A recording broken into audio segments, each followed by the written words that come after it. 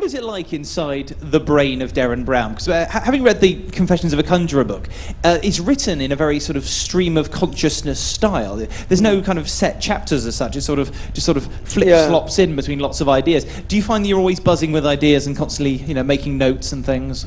Maybe, I don't sleep very well, and normally, I guess like most people that don't sleep well, it's because your mind's sort of doing that kind of stuff. So yeah, I suffer from a lack of sleep, and I probably a little bit obsessive, slightly kind of like things to be just so, but not in a kind of, I don't sort of trip over quite into the sort of OCD area, but I'm quite, I don't know, I lived a long time on my own. I think that brings with it, you just have a certain sort of level of, I don't know, control over things that you kind of enjoy. So I don't know, you'd have to ask people that know me. But I'm not quite, I don't think I'm like the guy that's on TV. I think I'm not like that. I'm much, I just can't leave the house. It just takes me like 8 attempts to leave. I'm always forgetting stuff. I'm just pathetically absent-minded, always losing things, just hopeless at, tickets, the room, the key card for my room just dissolves the moment. Because we were leaving, and I said to everybody, remind me, it's in my back pocket, it's my back pocket. Everybody say it, back pocket, because I know and it wasn't there even later. So that kind of stuff, I'm just hopeless at. So I like to think it's sort of endearing. It probably isn't. Because your home is a very eclectic mix. It's almost a sort of a Victorian gentleman's boudoir slash well, you have some unusual hobbies. That you collect taxidermy, for one thing. Yeah, I think that's what I mean about the kind of years of being on your own and kind of a certain level of control over your environment. Yeah, I sort of, that kind of aesthetic became quite important. So yes, I do live in a fairly dense environment of dead things, and there's a picture that if you press it, a mirror opens up and I've got a magic room and all that kind of... I've told you that now. Oh. So much for the secret room. That's no longer secret. Yeah, I do love all that kind of stuff. I'm sure I remember watching on a documentary that you also have Matt Lucas's severed head as well on display. Not the actual one, of course.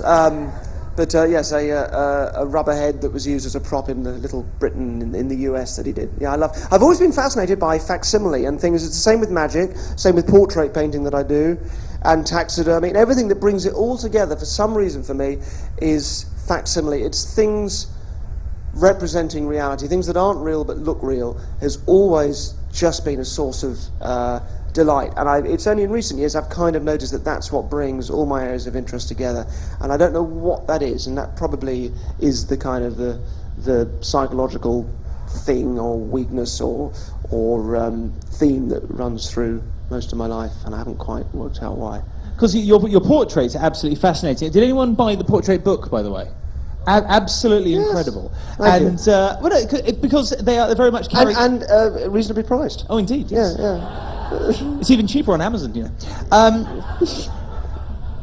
Because they are grotesques, aren't they? They are caricatures, without a doubt. Yes, I've moved away from those. They were kind of a couple of years ago that book came out. The portraits I do now are less so. But yes, I started off sort of, caricaturing teachers and doing cartoons of teachers and friends and celebs and so on, and then that just kind of progressed into that book. And then there's a gallery now in London that sort of look after the pictures and show them, and now I've sort of moved away into, again, it's a process of growing up, I suppose. It's a bit like with the magic. I've moved away from showy tricks into a slightly, I think, a more grown-up area that suits me, and I suppose it's the same with the paintings as well. So what are the reactions from the actual celebrities when they see, how you envisage them?